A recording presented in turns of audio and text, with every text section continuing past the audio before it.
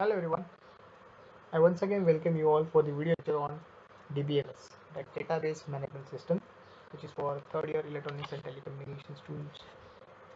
Today we are going to come across the topic of database properties and serializability, which is one of the very important concepts in DBMS. There are some basic terms which you need to come across before starting with the operations. One of the basic and very important term is transaction. This word we have often been coming across because we are moving into digital world. We are doing all the transactions online. When we talk about a real-time database system, this word is of very good importance. Now there are two terms related to this. One is query and update. Depending upon the operation, whether it is reading or writing, so a particular database terms comes to existence. So if we are querying it, it's asking a question. We just have the access to the data as only reading operation. Whereas if I need to modify the data or need to write something on the data using a write operation, then it becomes an exclusive operation. Timing, you can just remember the terms query and update, where query indicates only read operations and update indicates read as well as write operations or any other operations along with read operation. So for any database system, there are basic rules which has to be followed. Mostly there are some properties which has to be obeyed by any database, because we know the various constraints which are being connected to database are mostly with respect to the contingency, concurrency, data integrity, and many more. So keep in mind these particular aspects of database. A database will be called as very good and efficient only if it follows these particular properties. Based on the first letters, they are being called as ACID properties. ACID stands for A stands for atomicity, C stands for consistency, I stands for isolation, and D stands for durability.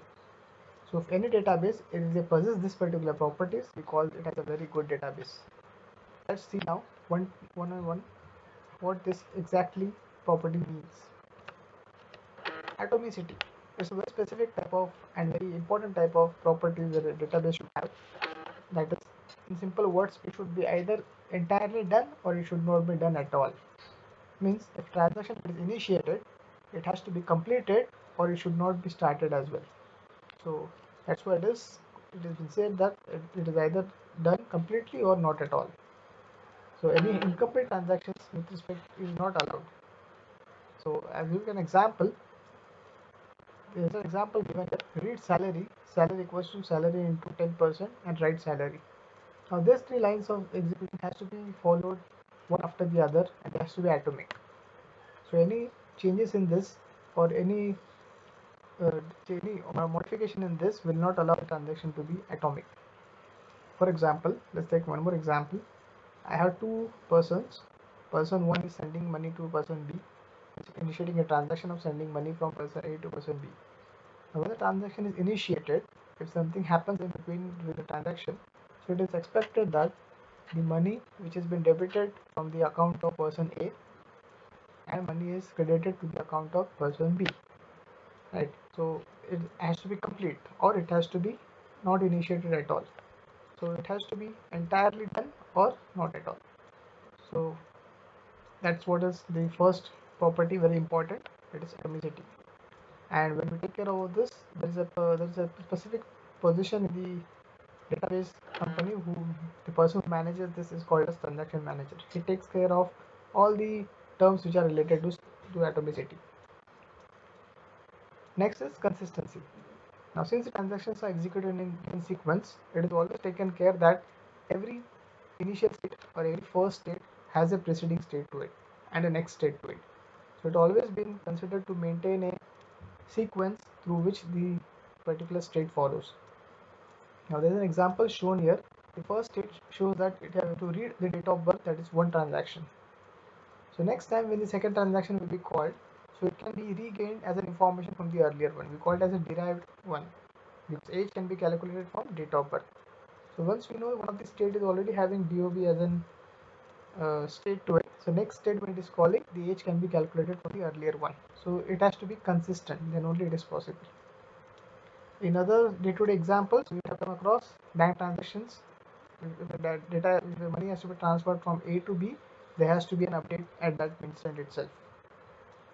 Facebook likes. Earlier, when Facebook was mostly at its boom to use, it was been observed that when you're setting on a particular machine or when you're operating it on a mobile, the likes were not updated. On one device, if you see it, the likes were updated. On the other device, the likes were not updated. Another example is of ATM slip, where we expect when we're taking out the amount from the ATM machine, the slip what was supposed to be come out was not having the updated data what transaction was being done just now. So that was the initial drawbacks what were observed by this particular companies or particular banks, but right now we don't get to observe this. But just to give an example of consistency, this fits more to it. And we have a specific database programmer who is responsible or who will be taking care of this consistency in database. Isolation, as its name indicates, it has to be separated. Now we know there are multiple transactions initiated in a particular database, so it is expected that all transactions should be isolated from each other. Means there should not be an interference of one transaction with the other transaction. In other words, the transaction which is initiated in a particular schedule, the other transaction should be unaware of what's happening with the neighboring transactions. Preferably, they should not interfere also as well. So we always prefer that it has to have an isolation from the other transaction. If this particular property is possessed, then we say that the database is quite good. And so if two transactions are coming at the same time for accessing the same data item, we call that there is a concurrency. Means two of the schedules, two transactions accessing the same data item, so it is going to call for conflict. So there is a concurrency. So we need to have a control on it. So it's the responsibility of concurrency control manager to take care of this. Durability. Now we know the systems which we are using are not permanent to the actions. So whenever there is a failure due to in the database, it's always been expected that the updates has to be preserved. So the data what has been kept with the database, it is always expected that the data has to be always preserved from one account to another account. For example, if we transfer an amount from account A to account B, so if the failure occurs between one account to another account in between, so it's always expected that the data is updated at both ends. Means if the transaction is failure, if the transaction fails at some time, then the amount which was supposed to be transferred from account A to account B, so either the transaction has to be credited to the other account or it was not supposed to be initiated from the first account. So that is what we call as updation. So that care is always been taken to maintain the durability, because things cannot go down as per we cannot expect that when the things will be going as a power failure or database failure, but data integrity always has to be maintained. That's the last property in transaction in database, that is ACID. So a particular transaction has many states to it. You can see these states what have been mentioned. At a particular time, a transaction can be observed or can be expected to be in one of these states: active, partially committed, committed, failed, aborted, or terminated.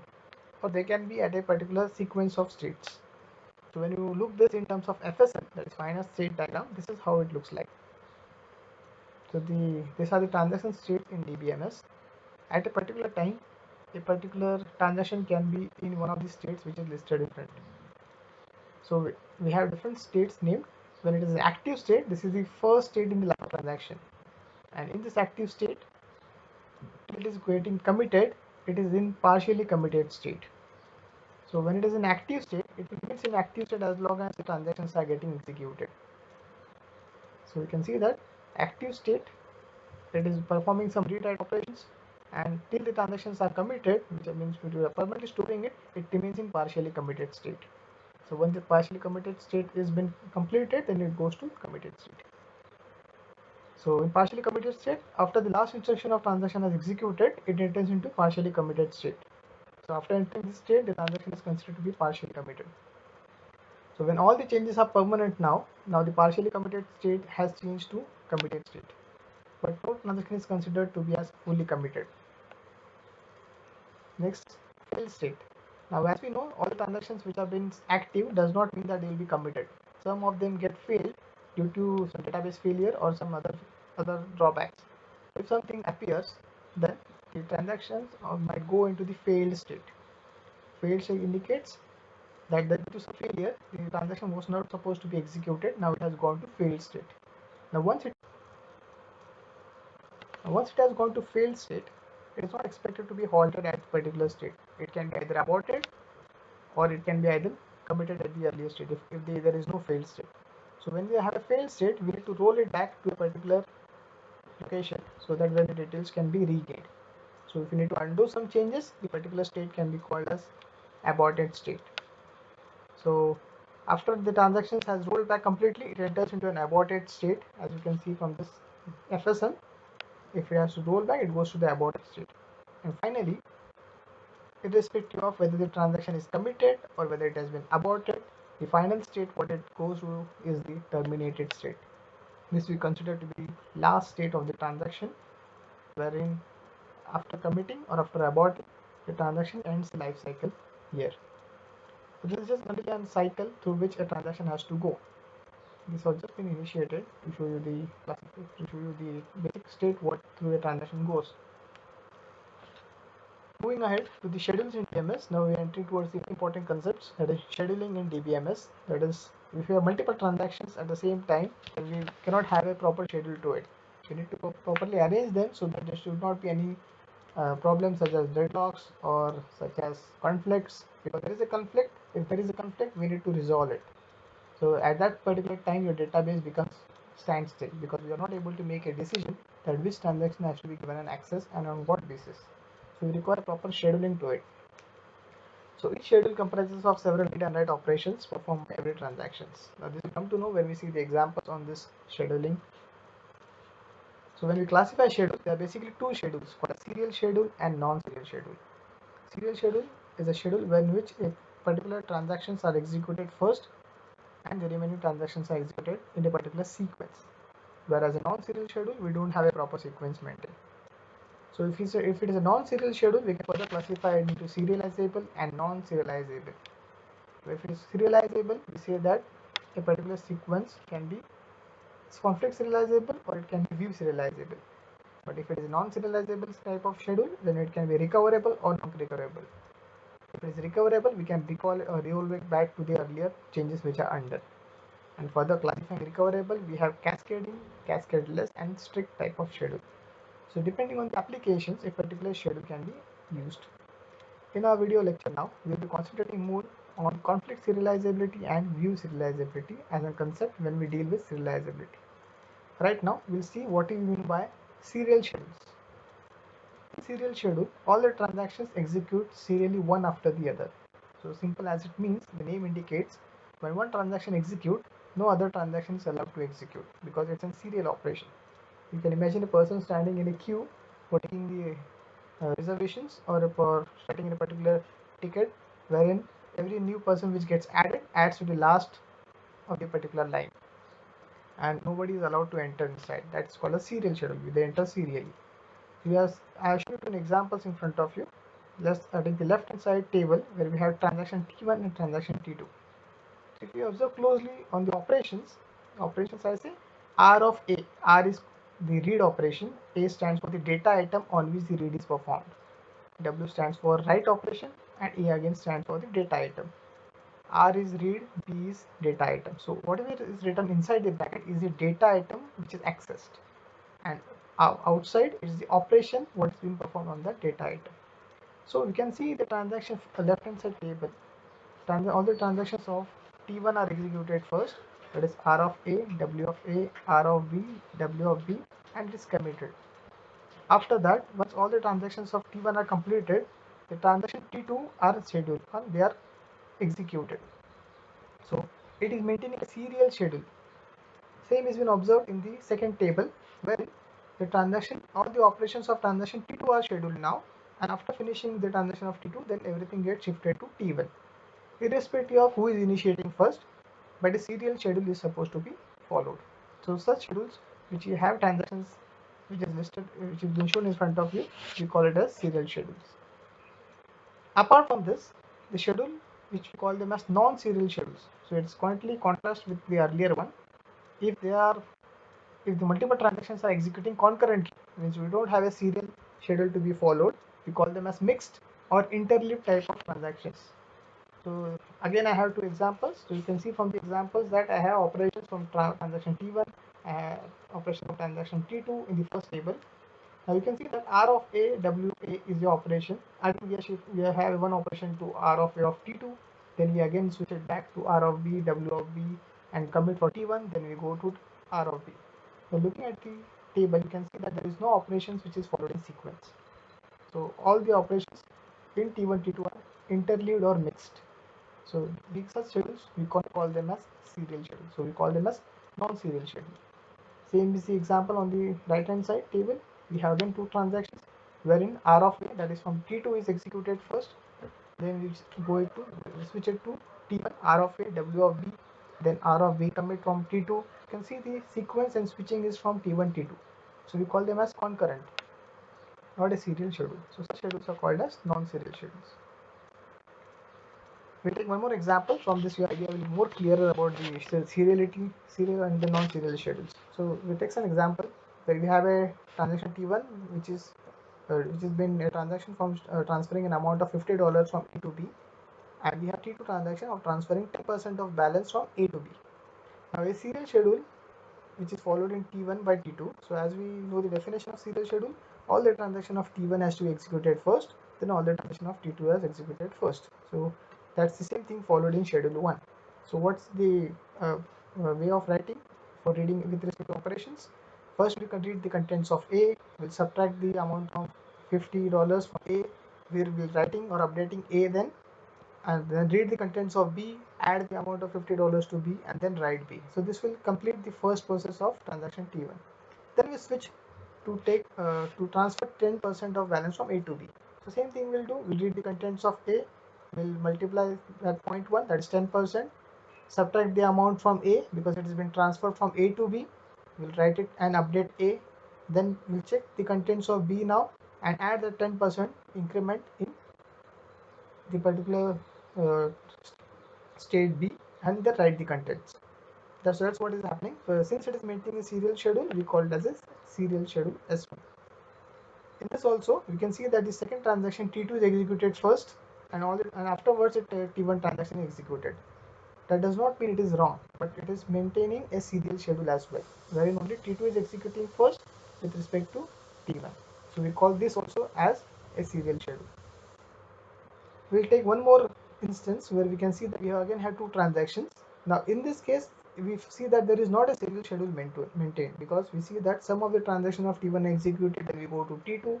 After that, we again switch back to T1, then we switch back to T2. So there is not a seriality maintained, but that does not mean that the integrity is violated here. So let's check the content. So first the contents are subtracted from A, then 10% increment is added, then B is the amount is added to B in T1, then the amount is 10% is added to T2. So when we look at this particular scenario, it will give the output same as schedule 1 and schedule 2, even though there is not a proper schedule maintained. But what we need to take care is that even though we are doing scheduling this, the integrity of data has to be always preserved. So looking at this particular example, we say that even though they are not a serial schedule, the integrity of summation A plus B is preserved. That whatever is expected to go in the account B is right. Let's take another example. Now in this case, the same example is repeated, but it is also a non-serial schedule, but the transactions operations which have been done are not up to the expectation. First, the amount is deducted from the account A, and 10% is added to it, and the contents are read and written. There is not a serial schedule maintained first of all, and the operations are not executed in the same sequence. So we expect that this particular transaction will be following a serial schedule, but the integrity of data, that is A plus B, will not be maintained. So that's how we define serial schedule and non-serial schedule. That's it for this particular video. We'll be coming across the topic of serializability once we finish the schedule of concept of scheduling in DBMS. Thank you. Welcome.